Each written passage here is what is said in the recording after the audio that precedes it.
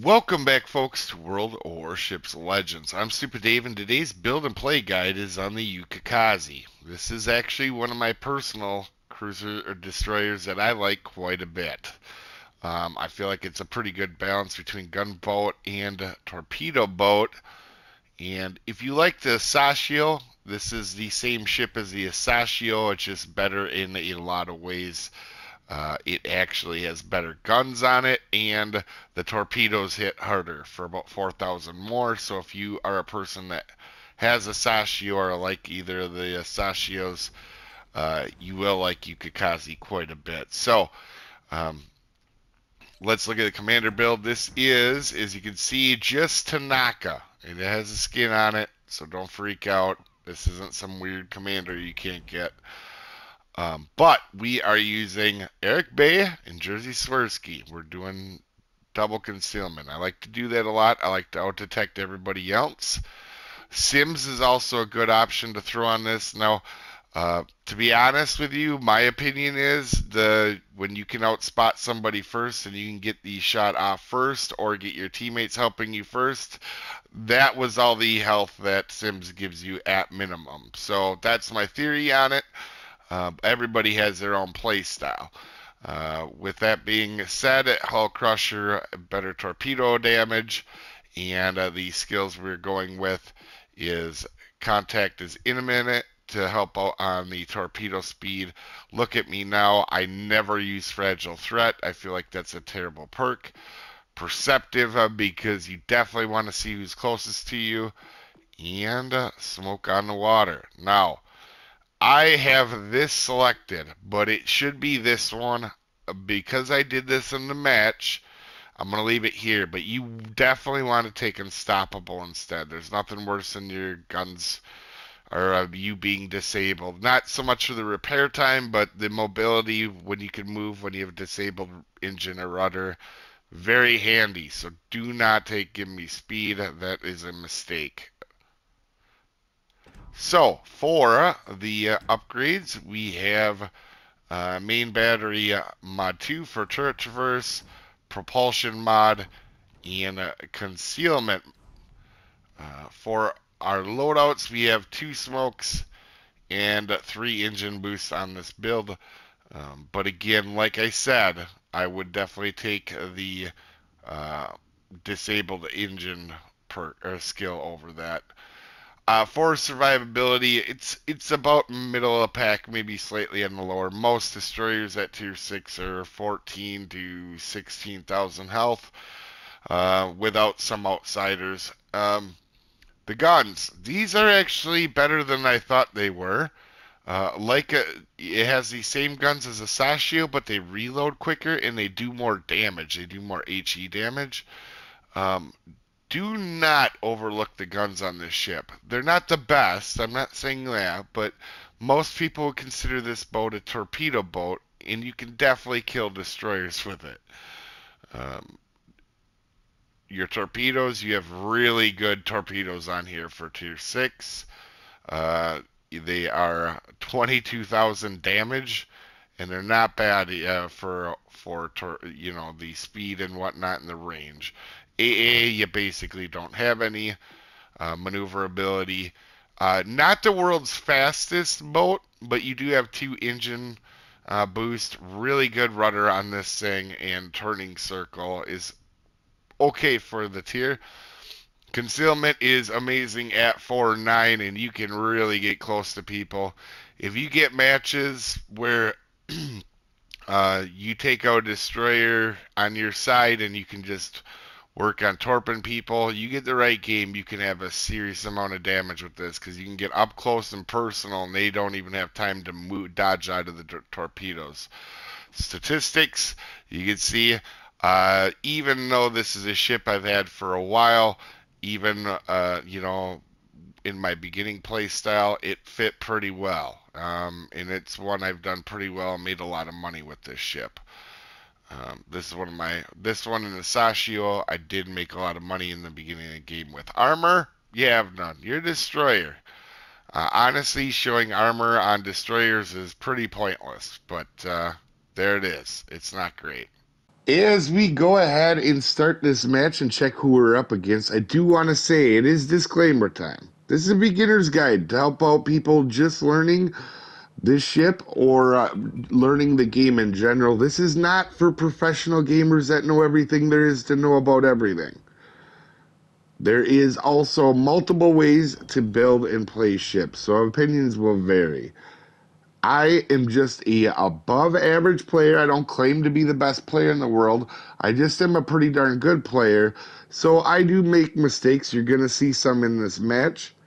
And also, you didn't come to this video to see how to pronounce names, as I am very terrible at slaughtering other beautiful languages. It's almost an art form, so keep that in mind when you're watching this, guys.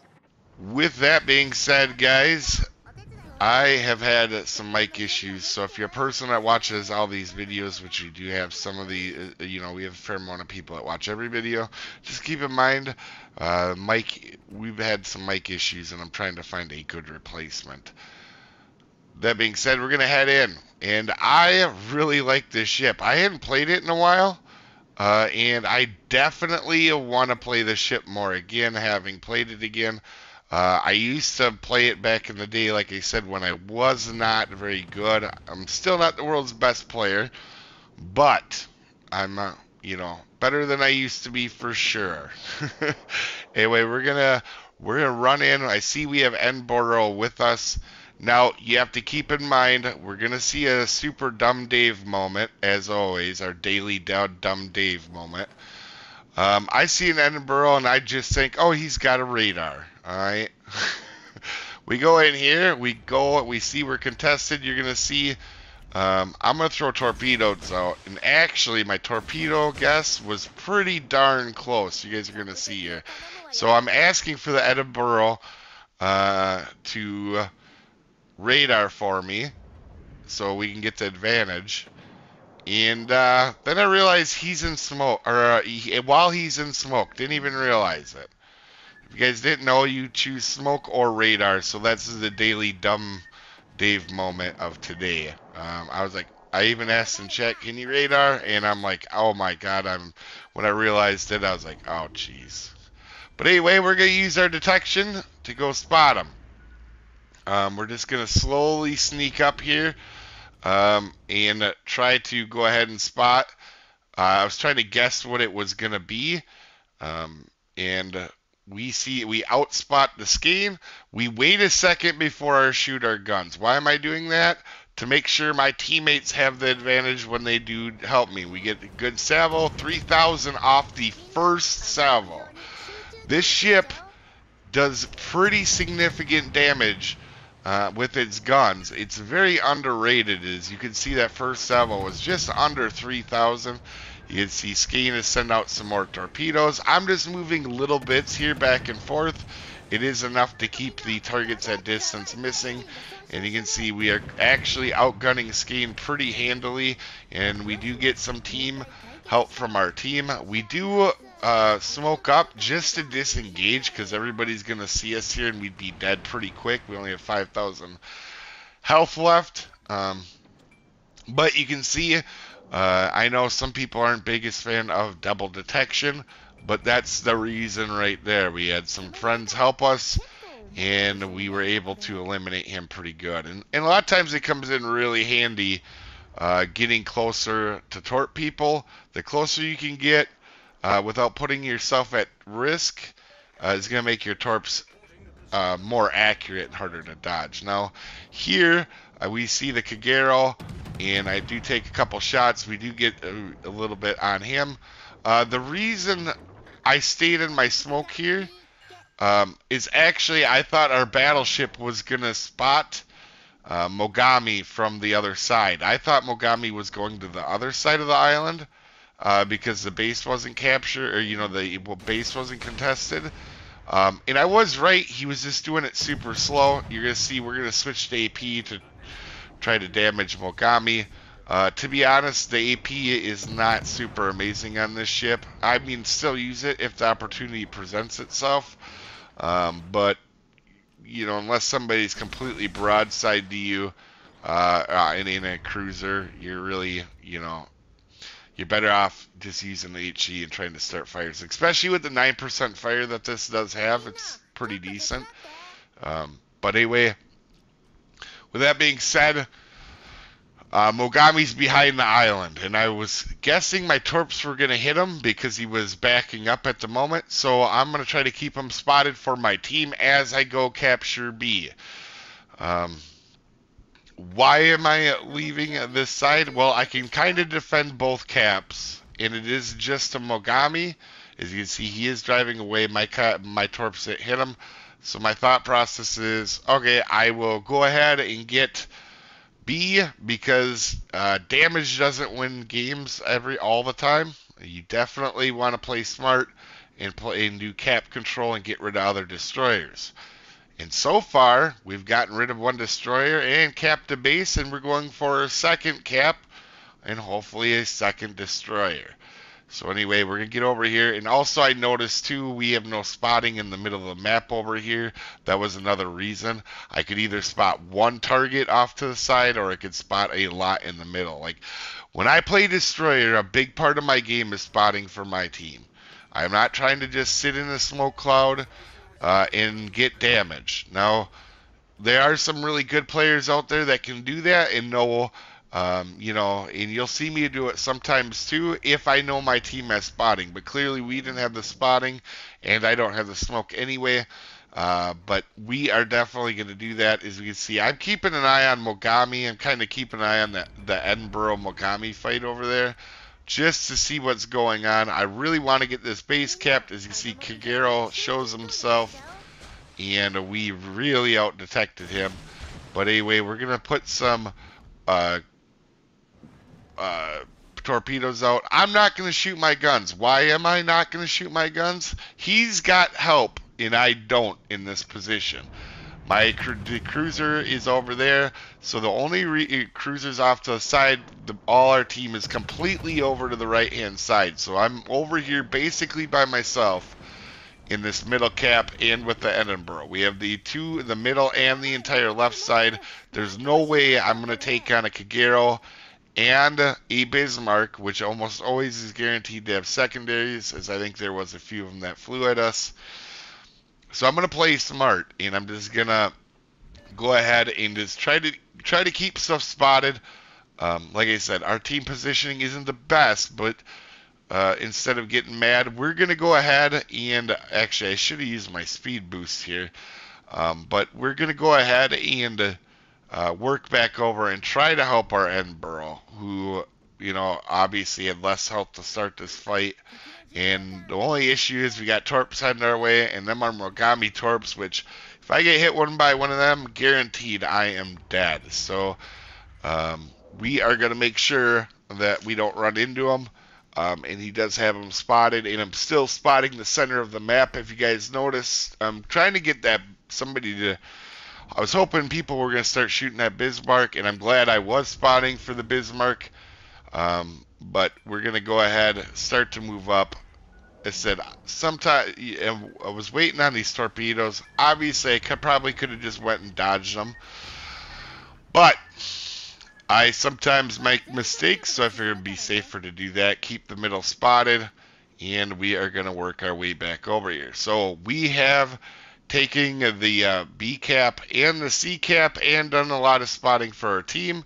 So far, our team, outside of being all in one cap, don't seem to be doing that terrible so far. We've, you know, obviously doing pretty well. So we're going to go ahead and throw some torps over near Bismarck. He's turning in, so I throw some in over there. Now, I could shoot and do some damage and maybe kill Bismarck as he's doing our base. But to me, Mogami's more of a threat. Mogami, in the right circumstances, can definitely do a lot of damage. I'm not necessarily as worried about a Bismarck as we're going to be able to, you know, as a Bismarck's a little bit easier for teammates to get rid of. Mogami can be kind of a pain. So what I'm doing here is I thought he could use his guns over the island while I spot Mogami and just keep it close. He's not shooting, so instead I'm going to go ahead and smoke up here because clearly he's not going to shoot. So I thought maybe I could go ahead and maybe he was able to spot Mogami for a second, and then he dies to Mogami. But we're gonna try to get some hits on Mogami here as we go. But like I said, we're trying to protect our caps. You know, B cap in the C cap. I did go at capture, but if you don't defend them, guys, it's not worth getting them really in the first place. So instead of me just running over and trying to get another cap at A, where our entire team is at, I figured I would definitely defend C and B, the two caps that I took control of. And in a close fight, as you obviously know, Mogami Torps are coming towards the smoke cloud. We're going to go ahead and dodge them, and then now we're going to go out and chase down Mogami. There's not a lot left. The destroyer isn't on my side, as you can tell by being located, which has already helped me out quite a bit in this match. I know that Mogami is the closest one, so he's definitely at least 10 kilometers out, which our other destroyer can take care of that for the time being. I'm going to try to keep Mogami spotted here, and we're going to work on in. But overall, said and done, guys, is we're going to go ahead and start chasing them down here. This ship, I like a lot.